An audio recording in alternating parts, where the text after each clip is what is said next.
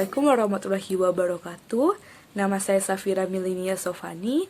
Di sini saya akan menjelaskan tentang analisa resiko. Analisis merupakan perkiraan dari apa yang akan terjadi jika suatu keputusan diambil. Faktor utama dalam memilih teknik analisis resiko ini adalah tergantung pada tipe dan besar kecilnya proyek, informasi yang tersedia, biaya analisis, waktu yang tersedia untuk menganalisis, serta pengalaman dan keahlian analis.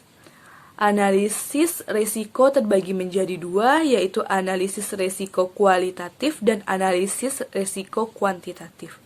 Analisis risiko kualitatif ini adalah analisis yang biasanya dilakukan dengan cepat dan murah, berguna untuk menyusun prioritas dalam perencanaan penanggulangan risiko, serta menjadi dasar untuk menganalisis secara kuantitatif jika diperlukan.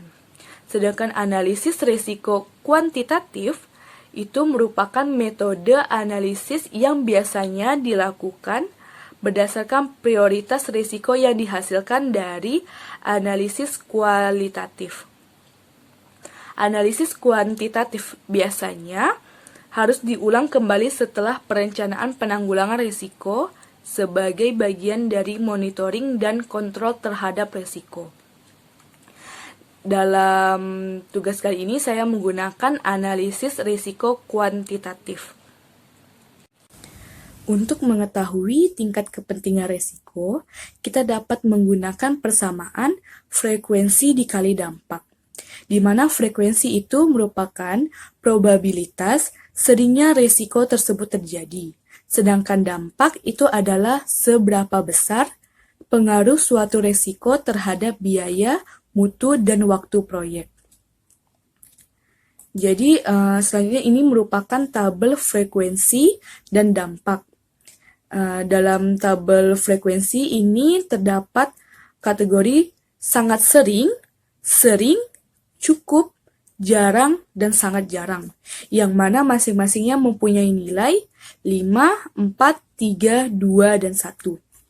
Sedangkan dampak itu kategorinya sangat besar, besar, sedang, kecil, dan sangat kecil. Nilainya 5, 4, 3, 2, dan 1. Selanjutnya, ini merupakan gambar dari peta risiko. Ini angka-angka yang didapat di dalam sini merupakan hasil dari perkalian antara dampak dan frekuensi. Selanjutnya, tabel level risiko. Jadi, setelah kita dapat hasil dari dampak yang dikali frekuensi itu, besaran risikonya dibagi menjadi 5 level, yaitu sangat rendah, rendah, sedang, tinggi, dan sangat tinggi. Untuk sangat rendah itu besaran risikonya dari 1 sampai 4, rendah itu besar risikonya 5 sampai 8, sedang besar risikonya 9 sampai 12, tinggi besar risikonya 13 sampai 16, dan sangat tinggi besar risikonya 17 sampai 15. Selanjutnya akan membahas tentang analisa risiko pada proyek Rumah Sakit Umum Kota Pekalongan. Ini pada bagian perencanaannya terdiri dari level risiko yang beragam, dari yang sangat rendah sampai ke tinggi. Pada bagian sangat rendah itu ada pada bagian lisensi yang nantinya dipakai dalam proyek baik produk maupun teknologi, yang mana memiliki tingkat risiko sebesar 2.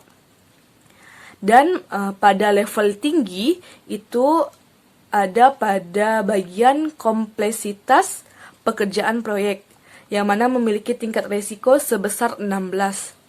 Selanjutnya pada bagian proses lelang dan kontrak kerja. Itu juga memiliki level risiko yang beragam, dari yang sangat rendah sampai kepada tinggi. Pada level yang sangat rendah itu terdapat di item prosedur tender, yang mana memiliki tingkat risiko sebesar 2. Terus pada level yang tinggi itu ada 2 bagian, Yang pertama ada sistem kontrak yang digunakan dan estimasi harga pasar, yang mana memiliki tingkat risiko sebesar 16. Selanjutnya, pada pelaksanaan konstruksi. Pada pelaksanaan konstruksi ini juga memiliki level risiko yang beragam, dari yang sangat rendah sampai tinggi, yang mana sangat rendah itu terdiri dari 2 bagian, yaitu peraturan lalu lintas kendaraan proyek dan dampak terhadap lingkungan, yang mana tingkat resikonya senilai 2. Selanjutnya, bagian level yang tinggi itu juga terdiri dari 2 bagian, yaitu perilaku pekerja dan keamanan proyek, yang mana memiliki tingkat risiko sebesar 16. Selanjutnya, bagian operasional. Ini terdiri dari 2 level risiko, yaitu sangat rendah dan rendah, yang mana sangat rendah itu terdiri dari maintenance pasca proyek, yang memiliki tingkat risiko 2, dan konsistensi proyek, yang memiliki tingkat risiko 1. Sedangkan untuk level rendah itu ada pada pembayaran termin, itu memiliki tingkat risiko sebesar 8.